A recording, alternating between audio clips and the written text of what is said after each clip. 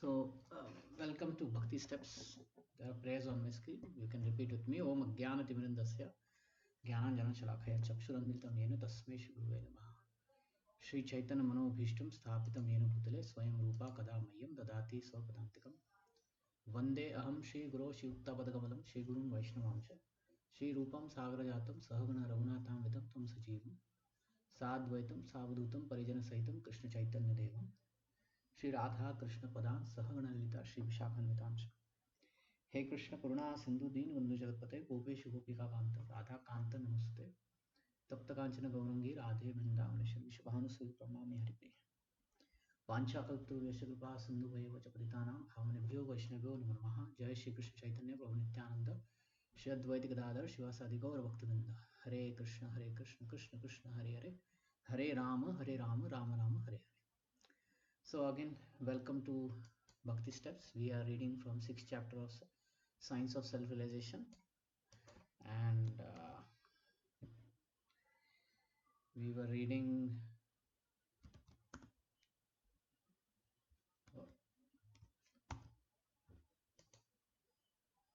what happened.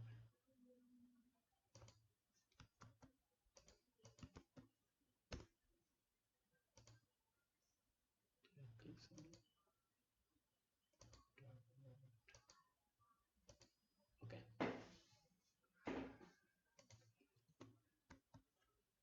Good.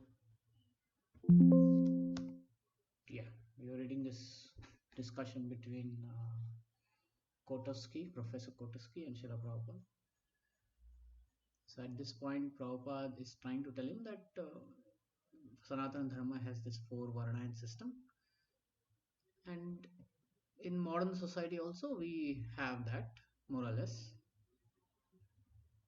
So that's how we do this.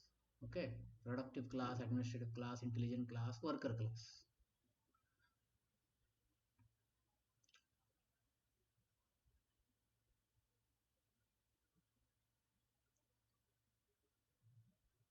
We read this.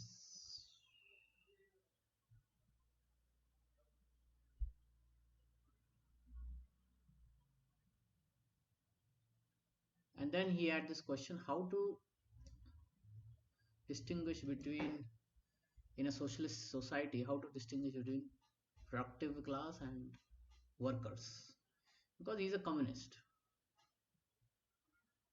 Okay, he's a communist, so they don't have any um, product capitalist, so he's having problem with Vaishyas. He's saying that directly Shudras over there. There is intelligent class, there is Kshatriya class, there is Shudra class, but no Vaishya class. Um,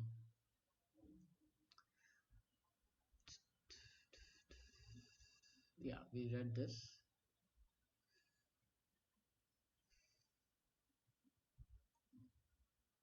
Okay, so here we are. I need one volunteer to read what Srila Prabhupada is saying. Okay. Um, Generally, it is seemed to me that this whole Varnashram system, to some extent, is created a natural division of labor in the ancient society. But now the division of labor among people in any society is much more complicated and sophisticated. So it is very confusing to group them in 4 classes. Can someone volunteer to read what Srila Prabhupada is saying? I will read, Prabhu. Okay, go ahead. Srila Prabhupada. Confusion has come to exist because in India, at a later date, the son of a Brahmana, without having the Brahmanical qualifications, claimed to be a Brahmana, and others, out of superstition or a traditional way, accepted him as a Brahmana. Therefore, the Indian social order was disrupted. But in our Krishna consciousness movement, we are training Brahmanas everywhere because the world needs the brain of a Brahmana. Although Maharaja Parikshit was a monarch, he had a body of Brahmanas and learned sages to consult, an advisory body. It is not that the monarchs were independent. In history, it is found that if some of the monarchs were not in order, they were dethroned by the Brahmanical Advisory Council Although the Brahmanas did not take part in politics, they would advise the monarch how to execute the royal function. This is not too far in the past. How long ago was Ashoka? Yeah, so yesterday we discussed, right, when the downfall happened and all that. So Prabhupada gives the indication here, Maharaj Parikshit and a boy, where is it?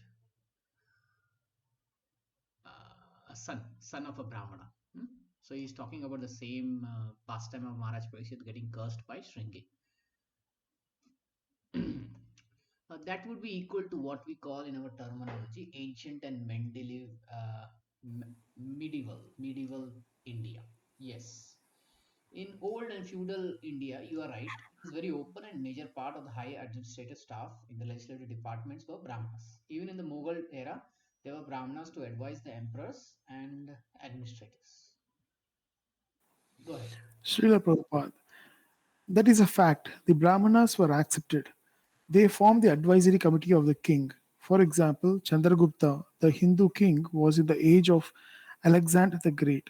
Just before Chandragupta, Alexander the Great went from Greece to India and conquered a portion.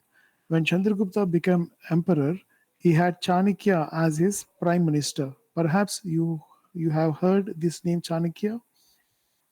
Yes. Yes. Yes, Yes. he was a Brahmana politician, and it is by his name that the quarter of New Delhi, where all the foreign embassies were grouped together, is called Chanakyapuri.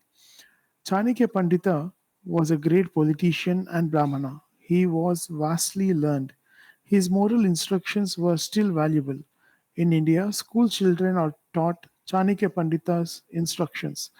Although he was the prime minister, Chanakya Pandita maintained his Brahmana spirit. He did not accept any salary. If a Brahmana accepts a salary, it is understood that he has become a dog. That is stated in Srimad Bhagavatam. He can advise, but he cannot accept employment. So Chanakya Pandita was living in a cottage, but he was actually the prime minister. This Brahmanical culture and the Brahmanical brain is the standard of Vedic civilization. The Manusmriti is an example of the standard of Brahmanical culture. You cannot trace out from the history when the uh, Manusmriti was written, but it is considered so perfect that it is the Hindu law. There is no need for the legislature to pass a new law daily to adjust social order. The law given by Manu is so perfect that it can be applicable for all time. It is stated in Sanskrit to be Trikaladau, which means good for the past, present, and future. Okay. So few things is that Brahmanas don't accept employment. He can only advise. So Chanakya was a Brahmana and he lived in a cottage. Okay. Um, but he helped the whole Chandragupta to get back his kingdom, and so many things are there. Chanakya Niti is there, right? That he wrote. The Manusmriti, it gives standard to the Brahmanica culture, what it should be, what should be the Brahmanas doing, day, night, evening, afternoon, all that is given in Manusmriti. And this Manusmriti, we are still following in some form or the other. We are still following, not the whole thing, but to some extent, that is there. And therefore it is called three kalada, meaning it is good for past, present, and future. Even though Kali Yuga is going on, and there are several manus, okay, there are 14 manus in the day of Brahma. So this Manusmriti was supposed to written by Swayambhu Manu, the first Manu in the day of Brahma. So that's millions of years ago, but it is still applicable for us today. I'm sorry to interrupt you, but to my knowledge of all of the Indian society in the second half of the 18th century was by the order of British administration under a law diversion from Hindu law. There was a lot of change. The actual Hindu law that was used by Hindus are quite different from original Manusmriti. See, we know that in our Indian justice system there is Hindu Act, Hindu law. So that is different from Manusmriti. So he's asking what is this? Go ahead. Okay. Srila Prabhupada, One minute, one minute. Okay, I can't. Okay. They have now made changes.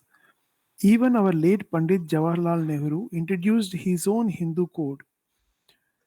He introduced the right of divorce in marriage, but this was not in the Manu Samhita.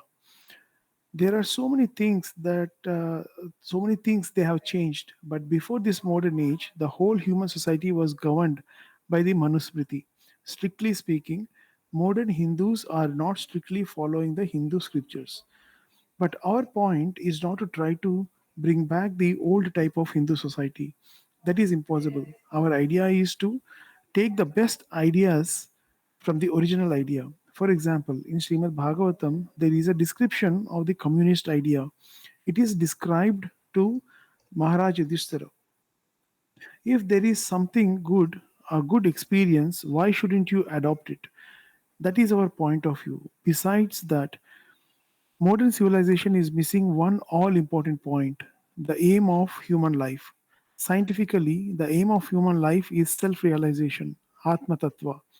It is said that unless the members of the human society come to the point of self realization, they are defeated in whatever they do. Actually, it is happening in modern society. Despite all economic advancement and other advancement, instead of keeping peace and tranquility, they are fighting individually, socially, politically, and nationally. If we think about it in a cool headed way, we can see that in spite of much improvement in many branches of knowledge, we are keeping the same mentality that is visible in the lower animal society. Our conclusion, according to Srimad Bhagavatam, is that this human body is not meant for working hard for sense gratification. But people do not know anything beyond that. They do not know about the next life. There is no scientific department of knowledge to study what happens after this body is finished. That is a great department of knowledge. Yeah, just hold on. In the Just hold on. Bhagavad Gita, Wait. So, so yeah, few things Prabhupada said here is that many of the Manusmriti laws and all we are not following today, and it's very difficult to get back in today's life. Some of them can be taken. And he's giving, like in Shrimad Bhagavatam, there is a concept of communist idea. We can take that also. Okay. And modern civilization is missing. What it is missing? Atma Tattva. The department of the soul. What is the soul? What happens after death? What is the next life? What is karma? All this study is not been done in modern education. So we need to get that thing. Hmm? And the whole effort of today's modern education, modern living is just to work hard, right? Right? We're all working very hard, right? If you compare it with 100, 200 years back with our forefathers, they were working hard in the field, but they did had time with them, right? They did had time with them. It was not like they were too busy like how we are today. You know, we are so busy that we don't have a breathing space, right? So that is our problematic life. Okay, okay, go ahead. in the Bhagavad Gita 2.13, it is said, Dehinosmin yata dehe. Deha means this body. Dehina means the one who owns this body. Dehinosmin yata dehe kaumaram yavanam jara. The Dehi, the owner of the body, is within, and the body is changing from one form to another.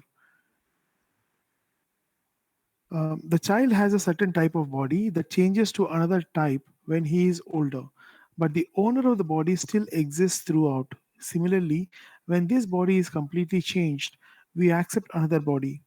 People do not understand this. We are accepting different bodies even in this life, from boyhood to childhood to boyhood to youth. Sorry, babyhood to childhood to boyhood to youth. That is a fact.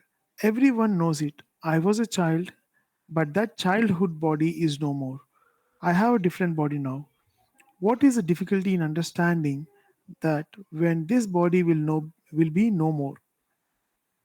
then I will have to accept another body. It is a great science. Okay. Professor Kotoski, as you know, there are two quite opposite approaches to this problem.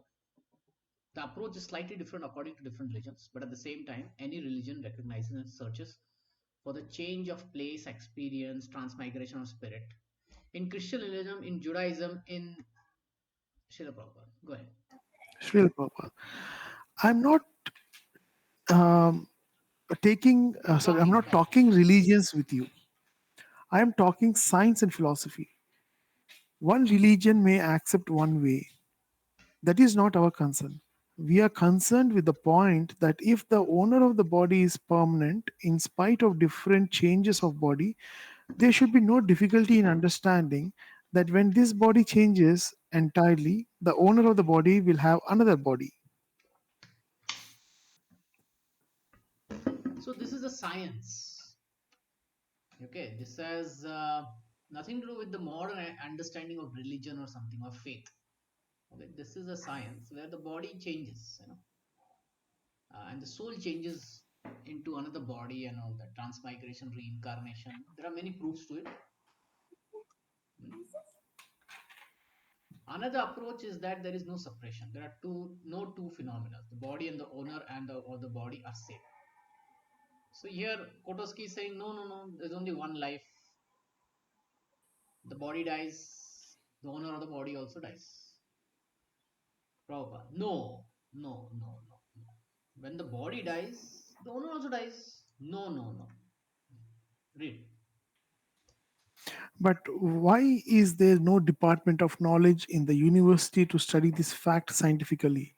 That is my proposition. They are lacking.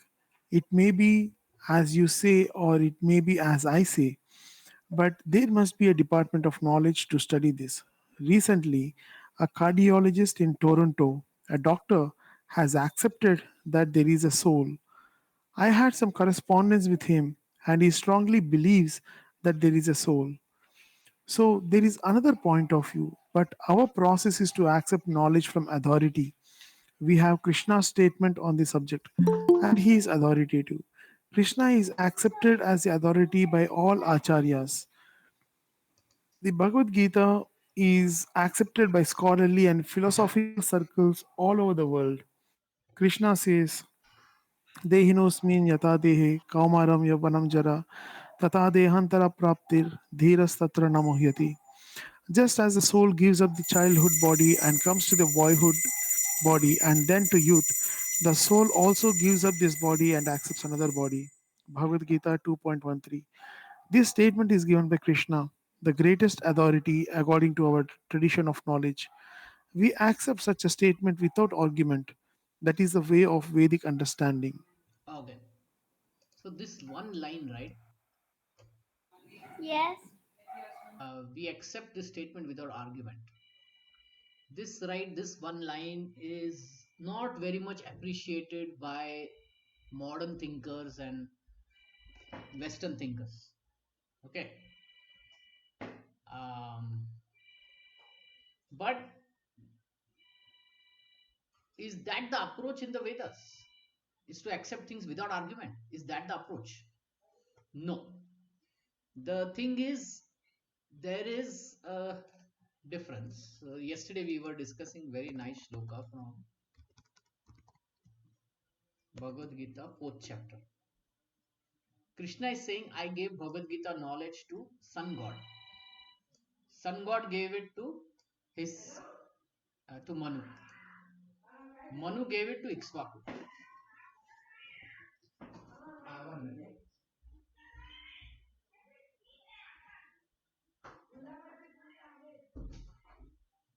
Okay.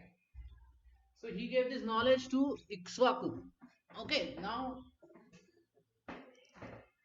what is a natural question that can come to your mind when you hear this statement by Sri Krishna saying, I gave this knowledge to Sun God? What is the natural question? No one sees it. Sorry? No one sees it. How can we believe that? Yeah, how can we believe that? Okay, we didn't see it. Okay, that is one argument. Any other argument? We didn't see that. And it's only Hmm. he spoke about it, right? There's no written document Okay, there's no scripture. written document also. Okay, good. There's no written document. We didn't see it.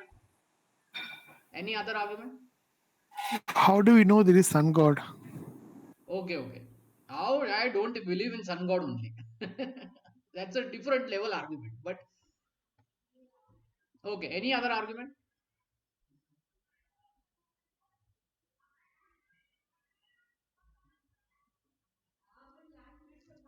These are just stories made up by, Okay, okay, okay, people. okay, okay. How old is sun god? How old is the sun?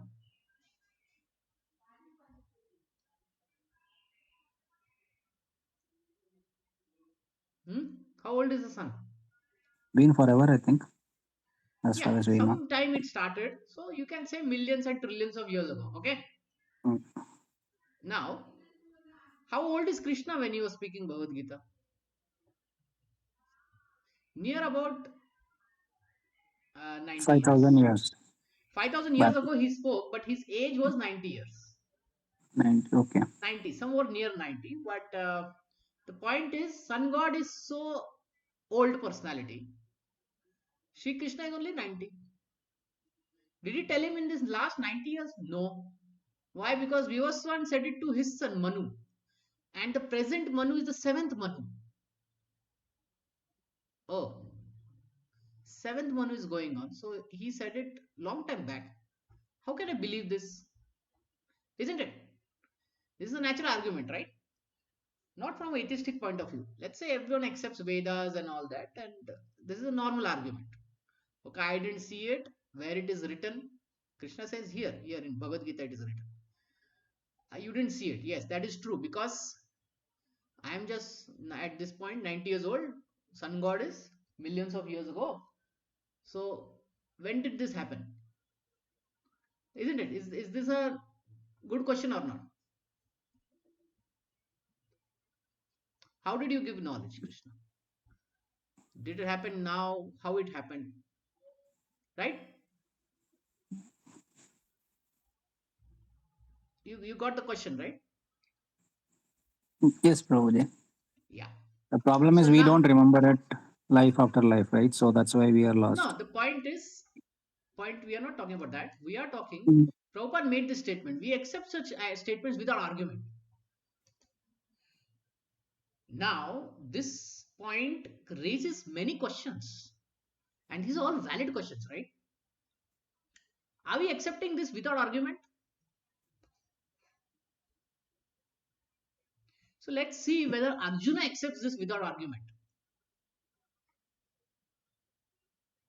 And his argument is the sun god Vivaswan is senior by birth to you. How am I to understand that in the beginning you instructed this science to him?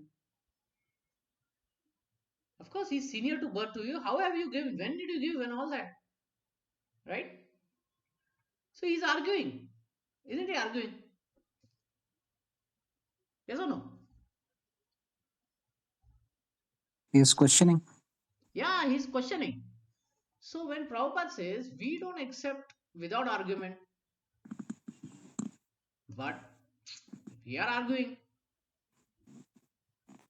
and Krishna gives some an answer to it. Many births both you have and I passed. I can remember all of them, but you cannot. O subduer of the enemy. And Arjuna accepts this answer. Fine, but he raised a question, right? So then why Prabhupada is saying we accept such statements without argument and all?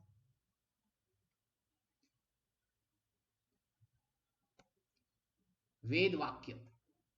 Sometimes when people say Ved Vakya, if it is a Ved Vakya, it is a without argument.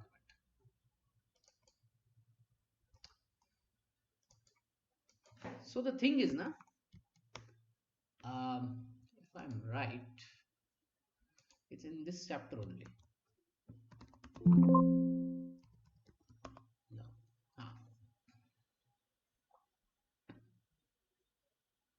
Okay, in this verse, Srila Prabhupada explains, how do we accept things without argument? But we still ask questions. Tat vidhi prani pratena pariprashnena sevaya upadeshayanti te jnanam jnaninas tattva darshinaha. So we approach a guru and we do pariprashnena. What is prashna? What does prashna means? Question. Question. Ah, Is it arguing? no, No. just questioning. Questioning. So questioning is there. Arguing is not there. Now, Prabhupada still details that we can argue. There is no problem. We can argue. But what we cannot do, Prabhupada explains in the purport.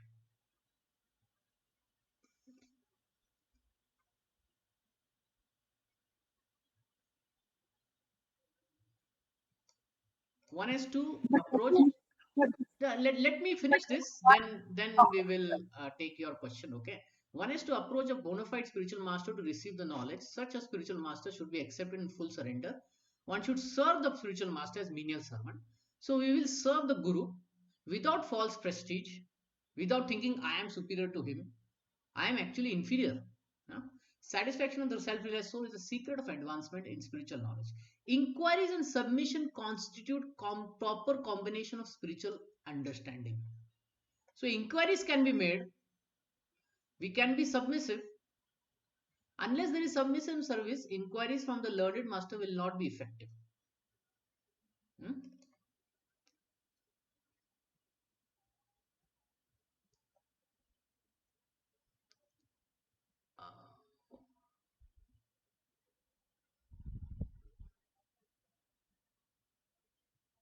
Yeah. In this verse, blind following and absurd inquiries are condemned. Okay, let us read the remaining lines also. Unless there is submission and services, inquiries from the learned spiritual master will not be effective. One must pass the test of the spiritual master, and when he sees the genuine desire of the disciple, he automatically blesses the disciple with genuine spiritual understanding. In this verse, both blind following and absurd inquiries are condemned. Not only should one hear submissively from the spiritual master, but one must also get a clear understanding from him in submission and services and inquiries. A bona fide spiritual master by nature is very kind towards the disciple. Therefore, when the student is submissive and always ready to render service, the reciprocation of knowledge and inquiries become perfect. So, sorry.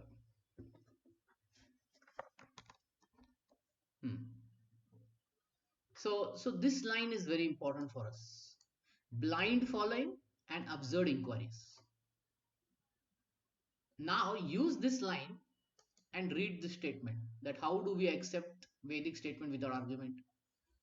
We accept Vedic statement without blind following and neither with absurd inquiries. Okay? So this is what it really means by accepting without argument. We will definitely question. We can do inquiries, not absurd inquiries, not in the mood of challenging. Even if it is in the mood of challenging, it is still submissive challenging. See, there's a difference between submissive challenging and challenging for the sake of challenging, like for the sake of prestige. Sometimes people challenge for the sake of prestige, right? Just to show the other person down, isn't it? Just to show the other person down, they will challenge. This is absurd inquiry. So this is what is not to be done. Blind following also. Just because he said I will follow. No. I will understand from various angles. And my inquiries will be without prestige, without challenge, to understand. Okay. So that's what it means by accepting statements without argument. Okay. What was your question? So Prabhu, I was thinking like we are the students of Bhagavad Gita, right? Now we are getting this knowledge. So we believe in Vedas. So but for general public who don't have this knowledge, so they will say that we don't that we don't believe in Vedas. Can you repeat your question? I didn't get what. like Prabhu, the question was like we are saying that Shastras are the proof, right, for everything. That we don't make any argument, we believe in the scriptures and we say this is the proof. No, we don't do blind following. We don't do absurd inquiries. What we do is we do pariprashnena sevaya. We are submissive services and we do inquiries from the spiritual master. This is what is our stand.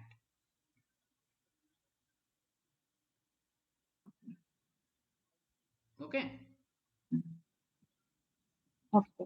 Yeah. So what we produce and we present it to modern society or to anyone, it will not be like, okay, this is it and this is it and this is it. If you don't believe, you are going to go hell. No, it's not like that. We will give logical explanations. We will try to answer every question that the other person may have. And we will say things like, Shastra themselves say, if something cannot be explained and some things can be explained, Shastra themselves say, we will put it as it is.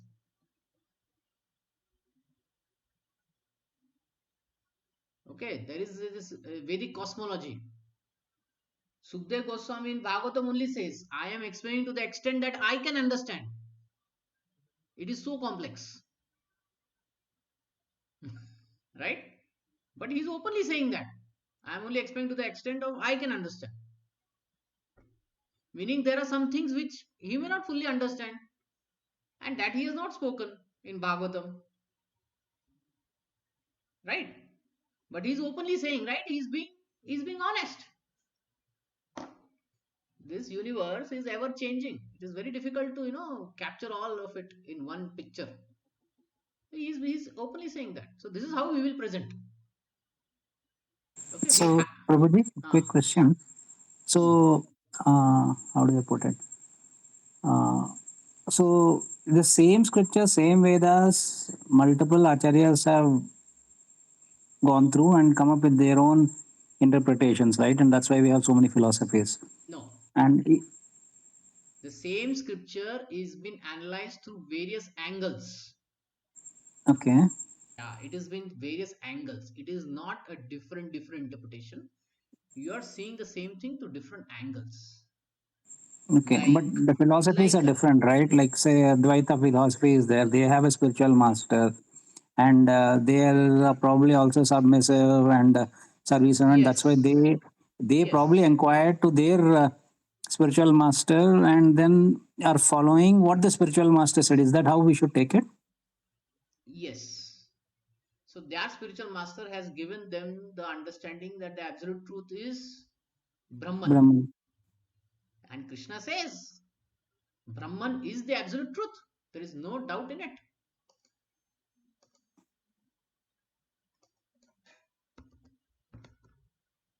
Brahman is the absolute truth. But he says one more thing.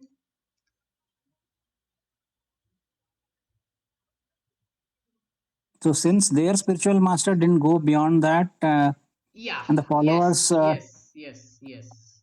You are seeing things through certain angles. So hmm, you will see it to the, you may not see it completely. That is there. But one yeah, angle you will definitely explain. Like they will explain through Brahma Jyoti. Krishna says, yes, that is also right. yeah, Brahmano hi pratishtham amritasya cha. They may not understand this. What is Krishna trying to say here? Brahmano hi pratishtham. That Krishna is saying this Brahma Jyoti. It is he is the basis of it. He is the basis of the impersonal Brahman. yeah. So their guru may not fully make explain this concept, okay? Because for them, Krishna is also impersonal Brahman. So essentially the point is basically since they follow their guru with submission and service and whatever, right? Ah, So they stop there because they respect their guru and that's where it ends, right? his That's how we have to take it. his guru has explained the absolute truth in certain angle, in certain way, in certain perspective. Is that perspective still Vedic or not? If it is not Vedic, then it has to be rejected. It is still Vedic only, but Yeah. partial So probably. then From it has to our be side, it's accepted. partial. For them, probably it's full. Yes. So how do we explain it is partial and all that? So we will quote from Srimad Bhagavatam, which says Mhm. that the absolute truth is of three levels: Brahman, Paramatma, and Bhagavan. And you are only focusing on Brahman. There are some who are only focusing on Paramatma. But we are focusing on the Bhagavan aspect because Paramatma comes from him. Brahman also is the basis. He is also the basis of Brahman. So whatever is there in the Vedic Dharma, like we have to see whether it is Vedic or not, whether it is dharmic or not, and then we should accept it. Like this Advaita philosophy is also Vedic only. Now, what is not Vedic? Especially the philosophy of Buddhist. That is not Vedic. First of all, they reject Vedas, so they are not under the umbrella of Veda. So we have to reject it. The atheistic philosophies, it is actually atheistic philosophy only. Okay. Now there are other religions, all that we don't want to get into that because that is not Vedic religion. Some Mm. things are common between Vedic religion and their religion. Okay. So if they are doing it nicely, we are happy with it. Hmm? Now the problem we have is those who call themselves Vedic, but they deny the body of Krishna. Okay, they say everything is Maya, and these are called as Mayavadi philosophy. There is where our problem is. You are calling yourself Vedic, but your conclusions are not according to the Vedas. The Vedas say Krishna has a body, Satchidananda Vigraha, and that Vigraha only you are saying is Maya.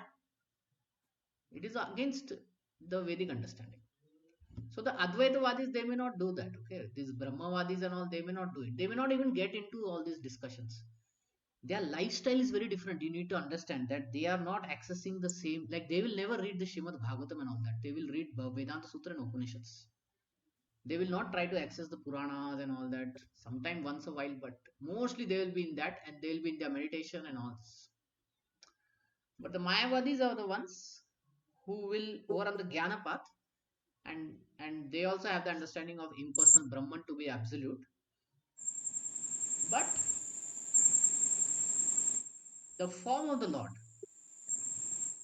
the avatar of the Lord, they will say that is Maya, and that's where our problem is.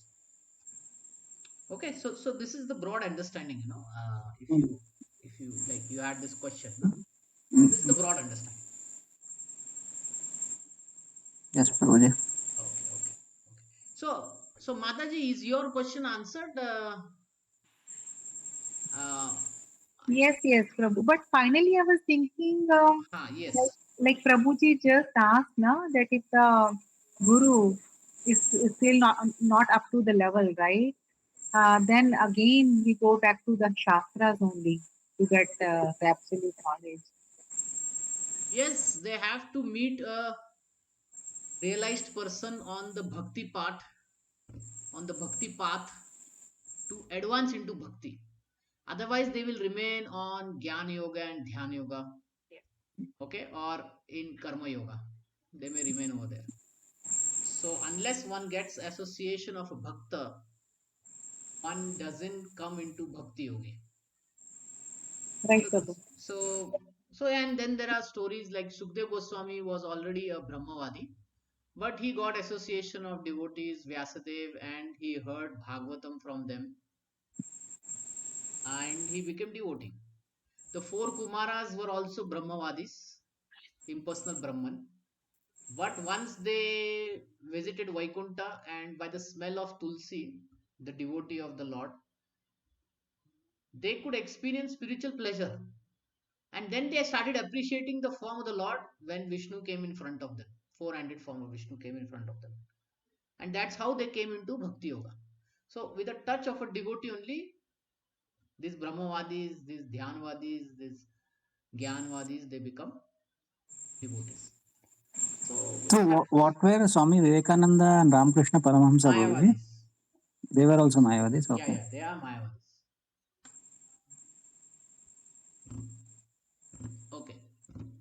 So, so yes, we will present the Vedic as it is, and we will give our explanations. Where the Vedas say it is difficult to understand, it is achintya, because Vedas do say like this. Okay, these certain things are achintya, not easily understandable. Okay, you can't see it, you can't test it, and all that. Vedas will definitely say that. We will present it as it is. We won't. We will give some explanations, but if the other person doesn't like it or not, it's okay. So okay. So I was more focused on this point, that even though we accept without argument, but it is not like blind following. Neither it is absurd inquiries. It is submissive service to the Guru and inquiries. All Yeah. three Our together. scriptures are anyway fully based on questioning only, right? And interaction. What? Sorry? So, our scriptures are fully based on questioning and interaction only, right? So, it Yes. was Yes. everything is dialogue only. So, Yeah. Bhagavatam is full of dialogue. Even some Upanishads are full of dialogue, right? yeah. There is So, it's this not a one way. Yamaloka, Yama and Nachiketa discussion going on, right? It's a very famous. You have heard this thing, Nachiketa? Heard the name Prabhuji, but Keta, Yamaraj. What book it is, I have just forgotten. Katha Upanishad, yes. This is a Upanishad, and here the discussion between Nachiketa and Yamaraj is going on. Okay. So even in Upanishads there are stories, but not stories. I would say. Question answers, rational thinking, and discussion is going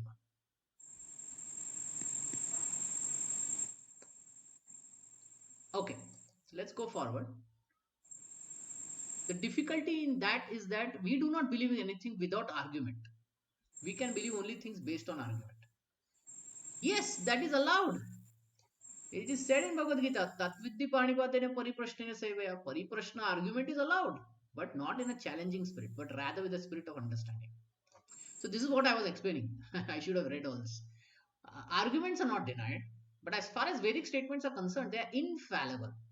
So this is a basic understanding of a Vedic student, that the Vedas are infallible. I may take some time to understand it, okay, but they are infallible. Like Vedas accept that in any stool, if we touch, we have to take bath, right? If we touch our own stool, we have to take bath. We have to clean. We have to use soap, clean it, right? But in case of cow dung, such instruction is not there. If you touch cow dung, you are still pure, isn't it? Okay. yes, Now, all of us accepted it as infallible. But recently, only scientists have found that cow dung is antiseptic. Huh? It is antiseptic. So, even from the material standpoint, it is purifying. If we get any cut or something, we put some ointment on it, right? Antiseptic ointment and all that. Cow dung is already antiseptic. So, science proved this statement. Get it? Now, the Vedic statement is that as soon as we touch the stool of any animal, even if they touch their own stool, you are impure and have to purify yourself by taking bath. According to Hindu system, after evacuating, one has to take bath. This is quite understandable hygienic knowledge. Yes, that is right. But in another place, it is said that cow dung, although the stool of an animal is pure, even if you apply it to impure place, the place becomes purified. That's why in previously the homes were the floor of the homes were what? Applied with what? Cow dung, right? yep. Still today, if you go to Especially in the villages and all villages. that, yes, Yeah, especially in the villages. It, in the it is. villages you will see that it is antiseptic. What do we do today? We use chemicals to clean and all that. But Cow dung is traditionally used. The good thing about cow dung is that it will kill the bad bacteria, but the good bacteria will survive. Whereas today's chemical will kill both good bacteria, bad bacteria, both. It will kill both. So some bacteria is needed, for our healthiness. Like yogurt, it has some bacteria, right? Dahi, dahi has some bacteria, isn't it? So when it goes in our body, it helps in what? What all it helps? Yogurt. Do you know? When you eat dahi, what all it helps in our body? If your stomach is bad, then the doctors say you have to eat dahi, isn't it? Can you hear me? Yes, Prabhuji, yes. Yes, right. Now, when your stomach is bad, they say dahi can be eaten. Do they say milk can be drink? No, right? They say no milk, no milk products. But dahi, yes, dahi is good. Take dahi. Why? Do you know why? Because Probiotic, it provides Yeah. What is probiotic? good good bacteria. Good bacteria. bacteria. And where it is been used, it goes in the gut. And where all the loose motion is happening, it it balances. What is the balance? It is adding the lost bacteria. In loose motion, what happens is lot of water, everything flows away. The good bacteria also flows away. So there is an imbalance of the good bacteria versus bad bacteria, and the dahi goes in, or any probiotic medicine that you may take. It goes in and it fills that whole place with good bacteria, isn't it? So my point is, what my point was. Um,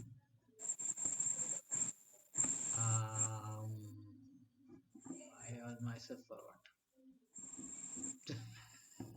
Pure. Applying the cow, Uh-huh. viewers, yeah, applying the cow dung that it only removes the bad bacteria. Just Right. Yeah, that how we started, right? So yes. So the point is, in today's chemical, right? Even the good bacteria is killed. So that's why we have to go back to some traditional ways of living. Okay. Even the water that we are drinking, right? It is so purified, right? That much purity of water we don't need. Previously, any flowing water was used to drink, and that flowing water would be clean, but it would contain the bacteria which was good for our body, and the water would be alkaline and all that. You must have heard about these words, na? Alkaline water and all that in today's context. yes, sir. Yeah. So this purification that we have, RO and all that, they don't make it alkaline. You have to add alkaline substance to it. You have to add minerals to it.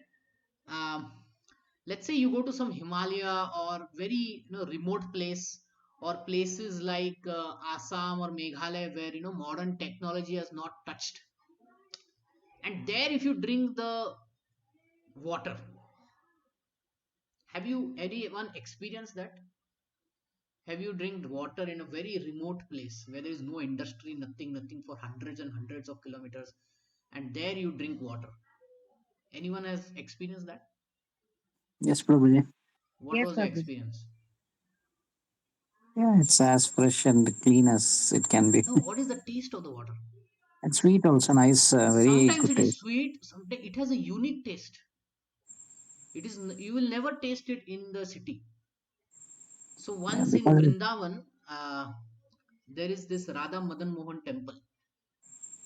In Vrindavan, there is Radha Madan Mohan temple. So once I had been for yatra.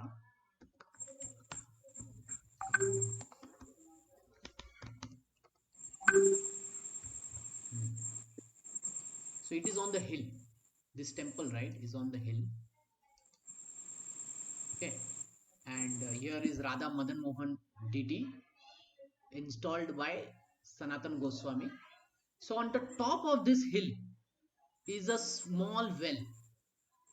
And when we visited that, the devotees were showing this is the well of Sanatan Goswami and all that. And they have connected one pipe to it, and there's a tap to it. So, inquisitively, I said, I want to drink that water. Okay.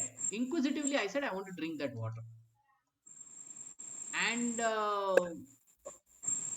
what happened is, I tasted that water. So you can see it is at the hill, it's a top. You have to climb from here, and there's one more entrance from the other side. And the well is on top of here, somewhere here. Here there are some small hut is there, and the well is. And that is the first time I tasted a sweet water. The water was sweet. I had never tasted such sweet water. That is the first time. So, yeah, I mean, we are digressing from our point, but the point is that, today's modern society, right, is killing the good things also. Okay. So let's read forward. Sorry. Um, this is superficially contradictory. So it sounds like contradictory. Any dung, any stool you take bath, but not with cow dung. If you touch cow dung, it is pure. Contradictory. In one place it is said stool of an animal is impure, and as soon as you touch it, you have to become purified. In another place it is said cow dung is pure. If you touch it, you become pure. According to our knowledge, it's contradictory, but still it is accepted by those who followers of Vedas. And the fact is that if you analyze cow dung, you will find it contains all the antiseptic properties. Now, this is modern science which has given inputs on it, and that's how then people accept it. Very recently only. But before that, there was no modern science in India, right? So people used to accept the words of Vedas without argument. Now you understand why this statement is made, that without argument it was accepted. Because previously, this modern science was not there. Okay, so if it is written in Vedas, people used to follow, and people were Vedic also. They were believers in Vedic. They were believers in Vedic culture and all. So Kotowski said, this I don't know. Yes, one professor in medical college analyzed it, and he found it full of antiseptic properties. So Vedic statements, even if found contradictory, if analyzed scrutinizingly, will prove correct. So we can use modern technology to analyze all this scrutiny. Now let's take the example of Vedic astrology. In the Vedic astrology, there are rules and there are formulas and all that. But were they done with some telescope? No. It was just passed down by sages. But today, those formulas and all that are analyzed and scrutinized, and they are found to be correct. Okay, through Vedic astrology, we can predict eclipses. We can predict so many things. And through modern astrology also we can predict, and both have been proved to be correct, right? So there may be exception, but it is accepted, and when scientifically analyzed and examined, it is found to be correct. Yes, if you analyze your from scientific point of view, that is right. Okay. Can someone read this section? There are other instances. I'll read it. There are other instances, for example, the conch shell. The conch shell is the bone of an animal, and according to Vedic instruction, if you touch the bone of an animal, you become impure and have to take a bath. But this conch shell is kept in the deity room because it is accepted as pure by the Vedas. My point is that we accept Vedic laws without argument. That is the principle followed by scholars. If you can substantiate your statements by quotations from the Vedas, then they are accepted. You are not required to substantiate them in other ways. There are different kinds of pramanas or evidences. Proof by Vedic quotation is called Shruti Pramana. As in the legal court, if you can give statements from the law book, your statement is accepted. So all statements you give, if supported by Shruti Pramanas, are accepted by scholars. I think you know the Vedas are known as Shrutis. Yes. Shruti Smriti Puranadi Pancharatra Vidim Vina Aikantiki Harer Bhaktir Upatayaiva Kalpate. Brahma Yamala. Any system we accept must be supported by evidence of Shruti, Smriti, the Puranas, and Pancharatra. That which is not proved by these Pramanas is a disturbance. statements are there and they're supported by Shruti, Smriti, Puranas. They all talk the same thing. The Pancharatra, the Tantra, they all talk the same thing, and the Vedic follower they will accept it. Could I say one thing? What is the Vedas? What is in the Vedas? What is in the Vedas could also have been proved in scientific way. Today, suppose there is a scientific laboratory. What is said by that lab is true, and that is true, you accept without going into the propriety of it. Suppose you have a scientific workshop institute. If that workshop or scientific institute says this is not good, and the general body will take it for granted, yes, the scientific mystery has said, and so it is understood. Okay. Similar, yeah. Similarly, Vedic authoritative statements are accepted by the Acharyas, great teachers. India is governed by the Acharyas, Ramanujacharya, Madhavacharya, Shankaracharya. They accept the Vedas and their followers accept them. The benefit is that I do not waste my time to research whether cow dung is pure or impure. Rather, because it is stated in the Veda to be pure, I accept it. I save my time by accepting the Shruti Pramana. In that way, there are different statements in the Vedas for sociology and politics or anything. For Veda means knowledge. सर्वस्य चाहम हृदय सन्निविष्टो मत्त स्मृतिर ज्ञानम अपोहनम च वेदैश्च सर्वैरहम एव वेद्यो वेदांत कृद वेदविद एव चाहम. Bhagavad Gita 15:15. May I put one question to you? How many branches of your society in the world? Yes. Where is your main center and where are the branches of Krishna Conscious Society? Of course, I have 65 branches. 65 branches. Yes. And I have made main center in Los Angeles. And now we are establishing an important center in Mayapur, the birthplace of Sri Chaitanya. Have you been to India? 6 or 7 times. Now there is a difficult situation in Calcutta because of the influx of refugees from Bangladesh. This is Same, 1971 war. same story is happening. Yeah, same story. Yes, but we had our Sankirtana there for 10 days and it was very wonderful. The gathering was not less than 30,000 people daily. They were much interested in hearing our lectures since we lecture from the Srimad Bhagavatam and the Bhagavad Gita. So people are responding from every part of the world, especially the American boys and girls. They are especially interested in England and also Germany and France. From here, I plan to go to Paris. What is the name of that place? Fonty-aux process. Yes, they have taken a whole house, a nice house. So our process is very simple. We ask our students to observe 4 prohibitive principles: no illicit sex, no eating of meat, fish, or eggs, no gambling, and no intoxication, including cigarettes, tea, and coffee. One has to obey these 4 principles and chant the Hare Krishna Maha Mantra, and you will find how this process only these boys and girls are quickly improving. The process is very simple. Besides that, we have books, volumes of books, the Srimad Bhagavatam, the Bhagavad Gita. Throughout all these years, I have written about 1,400 page books. Krishna, the Supreme Personality of Godhead, in 2 parts, the Srimad Bhagavatam in 6 parts, teachings of Lord Chaitanya, the nectar of devotion. So we are trying to spread the Krishna consciousness. Krishna is a historical personality as much as Lenin is a historical personality. Just as you are trying to understand his philosophy, we are trying to understand Krishna's philosophy. Are there many practitioners in your 65 branches? Oh, yes, more than 1,000 initiated. Outside, there are many. 1,000 have accepted the principle, just like these boys. Now, interestingly, Prabhupada says 1,000 initiated, and outside there are many. So these are uninitiated people, right? Yeah. So that's what we need to understand, that devotees are not just the initiated ones, but they are the uninitiated ones who are favorable to this philosophy, who are coming to temple. All of them are devotees. They may not be the devotees of the highest order, okay, but they are devotees. So we should not make distinction. We should consider them to be devotees. But does that mean that these students abstain from normal Western European universities? For instance, can a normal student from one of the various universities who is attending lectures in a normal way also be initiated and admitted in your community? If you want to live in our community and be initiated, we welcome you. If not, come and try to understand our philosophy, read our books. There are so many books, magazines, questions, and answers. Try to understand the philosophy.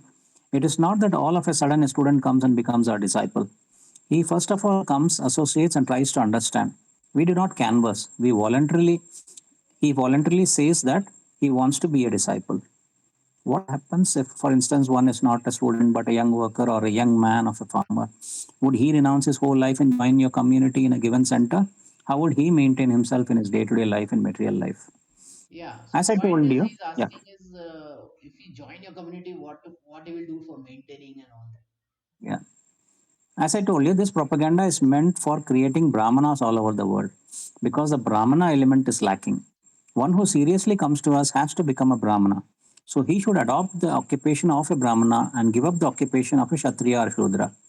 But if one wants to keep his profession and also at the same time understand our movement, that is allowed. We have many professors following our movement. There is Howard Wheeler, a professor at Ohio State University. He is my disciple. He is continuing with his professorship, but almost all the money he is getting, he is spending for his this Krishna consciousness. Grihasthas, those who are in householder life outside, are expected to contribute 50% of their income for our society. Keep 25% for family and keep 25% for personal emergencies.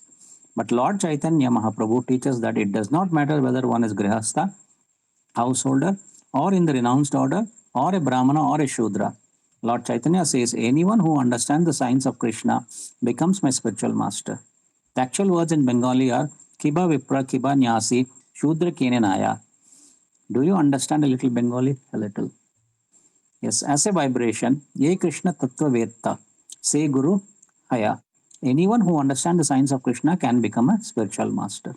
Chaitanya Charitamrita Madhya Leela 8.128.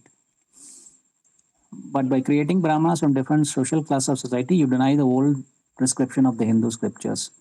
No, I establish it. So, according to all scriptures, the Puranas, etc., every member of one of these four classes of Varnas has to be born within it. No, that is the foundation of all the Varnas. No, I'm sorry. The foundation of all the Varnas. You have spoken incorrectly. With great respect, I beg to submit that you are not speaking correctly. In the Bhagavad Gita 4.13, it is stated, Chaturvanya Maya Shrishtam Gunakarma Vibhagashaha. These four orders of Brahmanas, Kshatriyas, Vaishyas, and Shudras were created by me according to quality and work. There is no mention of birth.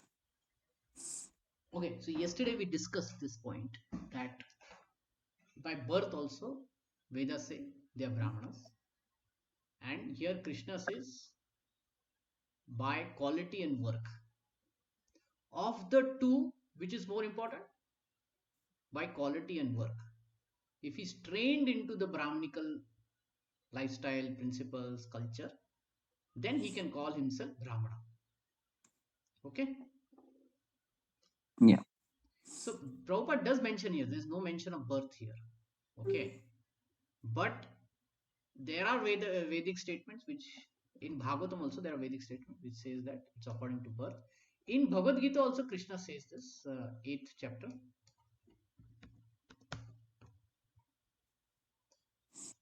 So it is mentioned it is there according to birth also, is it? Yes, yes. So if somebody is not able to finish his yogic practice, okay, perfection and all that, then what will happen? It's in 8th or 7th.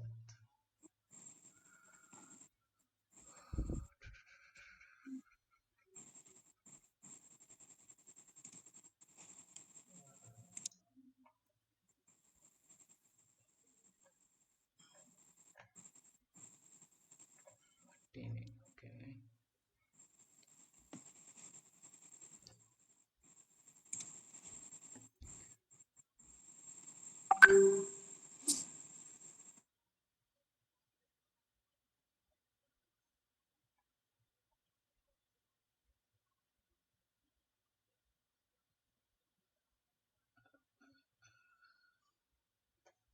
It's not here, then it is 7th.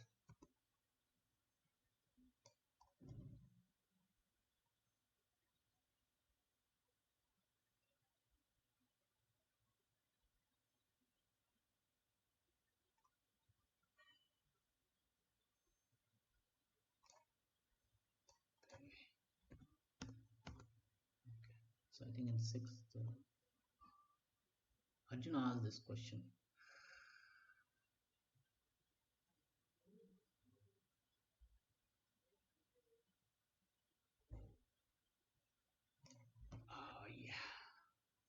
Yeah.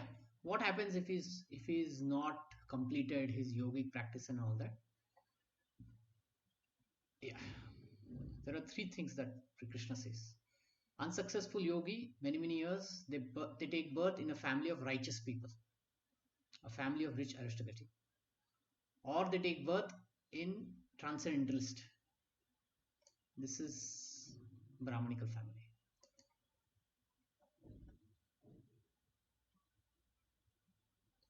See, especially in the families of Acharyas and Goswamis. This means it's a family, Brahmanical family, okay? In India, there are many Acharya families. Now they may be degenerated, but uh,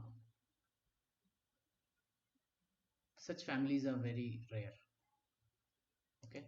Generally, these are Brahmanical families, pious, let's say. After prolonged life, one is sent back to this planet to take birth in the family of righteous Brahmanas. Righteous Brahmanas, Vaishnava, or aristocratic merchants. So, if somebody is taking birth in a Brahmanical family, and if the Brahmanical family is dharmic, and when they do Garbhadan Sanskar and all that, they attract unsuccessful yogis to come into their family. And these unsuccessful yogis, because they have done yogic practice in their previous life, they have Brahmanical tendencies. So they will show Brahmanical tendencies from the birth only. And they will take training very fast.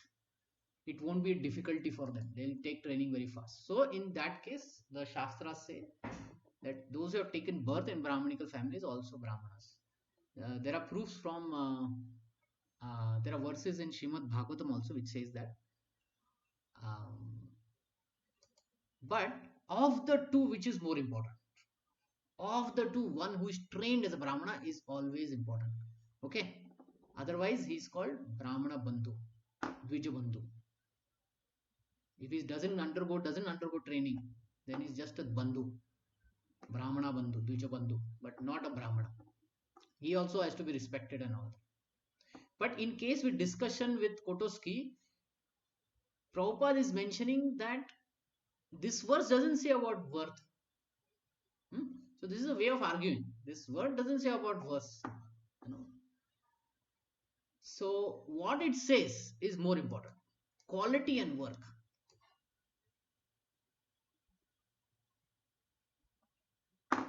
And But in Prabhupada said there is no mention of birth, right? yes, there is no mention of birth. Yeah, that is true. There is no mention of birth. But the verses you showed had a mention of by birth and or in rich families, right? Yes. So righteous Brahmanical families. And when it says righteous Brahmanical families, these Brahmanical families are already Vaishnavas. Yeah. But So why did Prabhupada say there is no mention of birth? because there is no mention of birth in this verse, 4.13, it is no mention. And Prabhupada explains. See, we need to understand the context of this argument, okay? The context of the argument is that something has killed the Indian culture. So if you read this paragraph, you'll understand. Otherwise, there would have been no necessity of division of part of India into Pakistan. Not only that, from the historical point of view, the whole planet was Bharatvarsha and it was controlled one flag up to the time of Maharaj prediction. Then it gradually separated. This is history. Lately, they have separated Pakistan. So Bharatvarsha is now crippled into small pieces of land. Otherwise, according to Vedic scripture, this whole planet is Bharatvarsha. Formerly, it was Ilavata Varsha. And since Bharata ruled this planet, it's called Bharatvarsha. So this culture, Krishna consciousness always exists. Consider any religion, Christian, Muhammad, Judaism, there are mostly 2000, 3000 years old. But if we trace the beginning of Vedic scriptures, it is Sanatana, the culture of this whole human society. It is not religious faith. Religious faith can change, but real dharma cannot change. Try to understand Krishna. In Bhagavad Gita 18.66, he is saying, Sarva dharma paritacha, give up all forms of religion, surrender to me. This real knowledge is surrender to Krishna, to the Supreme. You or I and anyone is surrendered to someone. That is a fact. Our life is by surrender, is it not? Do you disagree with this point? To some extent, you surrender. Yes, to full extent. You have to surrender to the society, for instance, to the whole people. Yes to the whole people, or to state, or to the king, or the government, and whatever you say. The surrender must be this.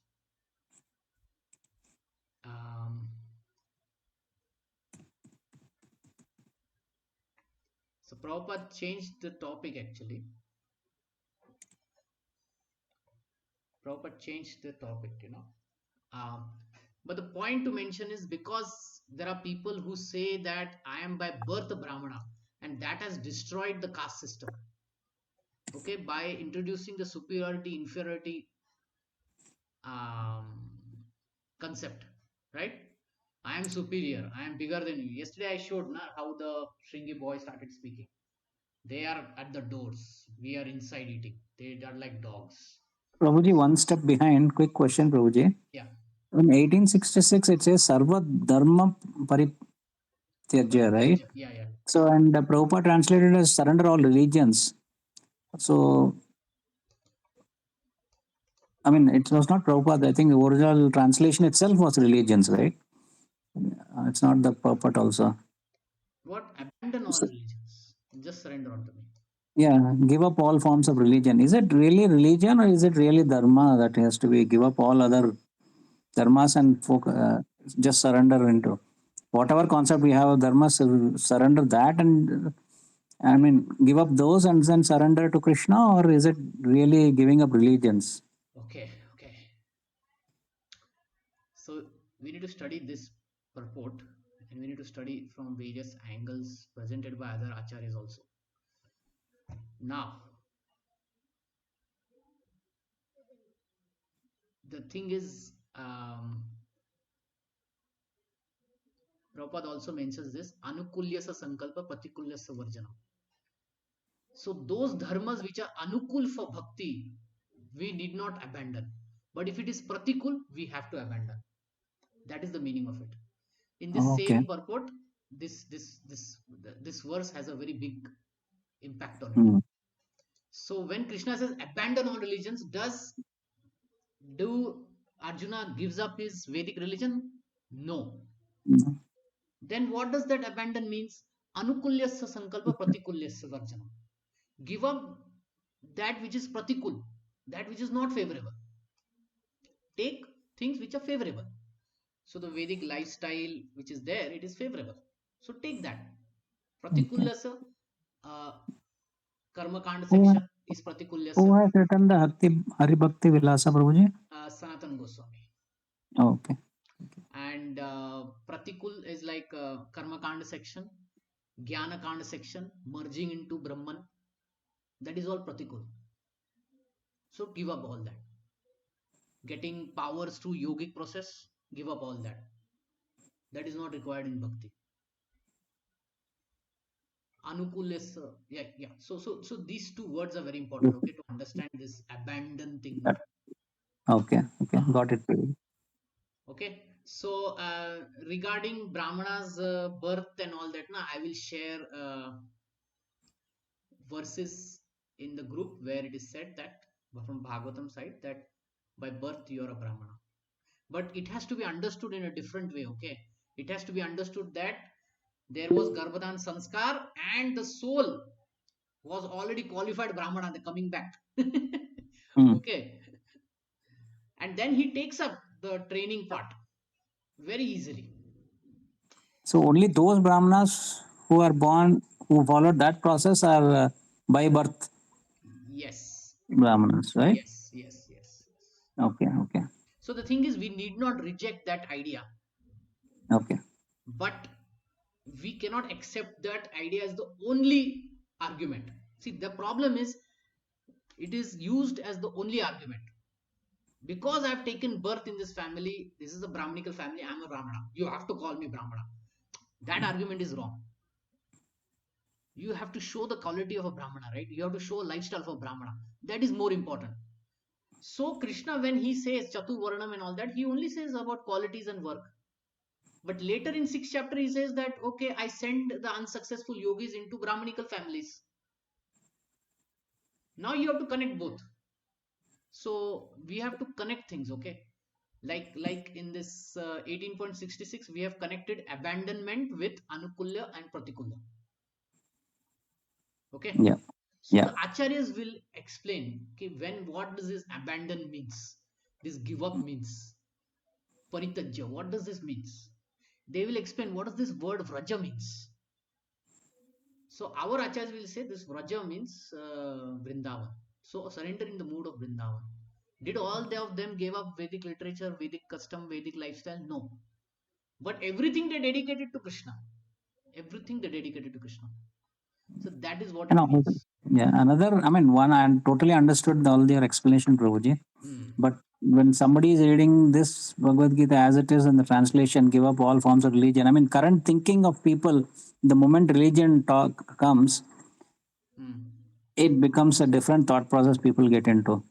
So Yeah, give yeah, up all forms of dharma probably might be a better. I mean, yeah, I may be yeah, yeah. wrong, but You are right actually. The word dharma doesn't mean religion. yes. So in the very introduction of Bhagavad Gita, Prabhupada says this point. So we have to read in Okay. the full book, okay, from the first page to Mm, last page, okay. okay. Hmm. Dharma, dharma, dharma, dharma, dharma.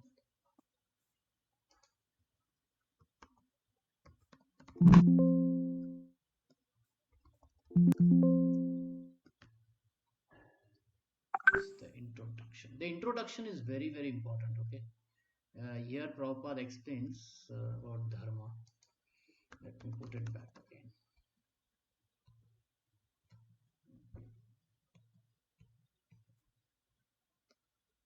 Yeah, yeah. See, the English word religion is little different from Sanatana Dharma. Religion conveys the idea of faith, and faith may change. So when Krishna says give up dharma, it is not what he's meaning. Okay, it's not the faith or something. One may give up, one may have faith in particular process. He may change this faith, adopt another. But Sanatana Dharma refers to activities which cannot be changed. For example, liquidity cannot be taken from water, nor can heat be taken from fire. Similarly, eternal function of eternal living entity cannot be taken from living entity. So there is an eternal function of the jiva that cannot be taken away from that. Sanatan Dharma refers to that eternal function of the living entity, which is to love Krishna and serve Krishna. Mm, So Sripad Ramanacharya explains that Sanatana means there is no beginning, there is no end. yeah. Okay, it is nothing to do with sectarian faith, and Sanatana Dharma is not, it's not sectarian, but it is deep. Mm, It's much more yeah. deep. Yeah. So yes, So, any reason why Prabhupada used religion here in that case for this particular translation? see, this is the reason. The English word is little different from that. So you are trying to bring meanings of Sanskrit in English, and if English Mm, doesn't provide the right word, then the mm, closest word is used. mm. And I'll but tell you he has differentiated it. one more word that Sanskrit uses, but it doesn't mean Devata. What is Devata translated as? Demigod. Mm, But is it really demigod? No. What does demigod means? Demigod means union of God and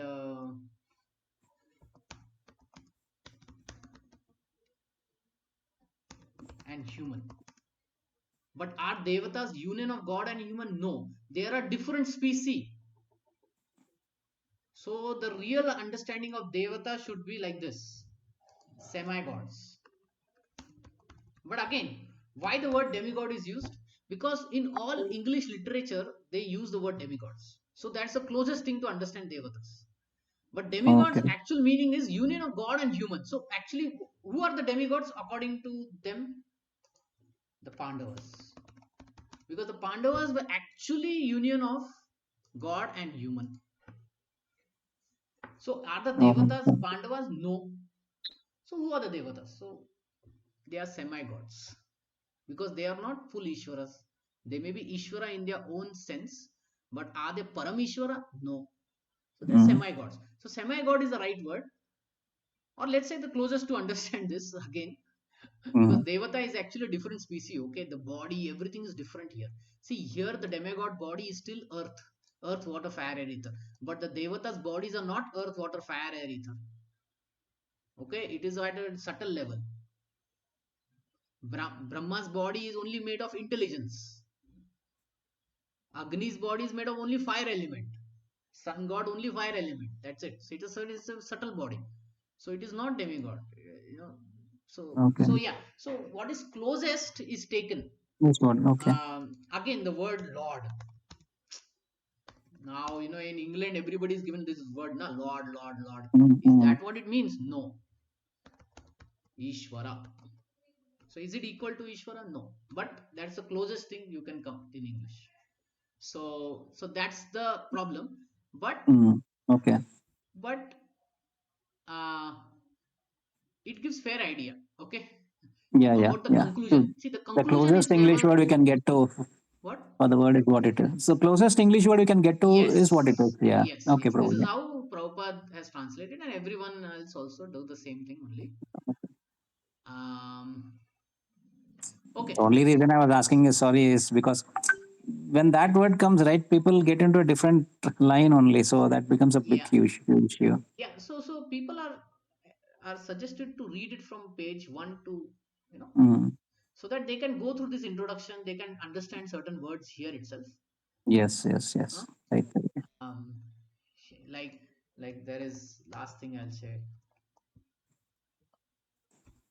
Prabhupada says that if in the introduction is only saying that at least theoretically accept Krishna is the supreme personality of Godhead. He is Bhagavan. Theoretically understand. So this is one of the important qualifications. If someone accepts Krishna as the Bhagavan, then Bhagavad Gita becomes very easy to understand. Easy to understand. Yeah. Yeah. And if he's in that submissive mood, he will understand. Otherwise, it will be difficult. So in the introduction only, Prabhupada is giving some hints. Yes, probably very nice. Yeah. So we will stop here. Any last question anyone wants to ask, or we can stop here? You can stop, Prabhuji. I think I interrupted quite a bit. Probably I don't know what others are thinking. So sorry about that. Okay. So no other question. We will meet next week and continue. So thank you very much. Hare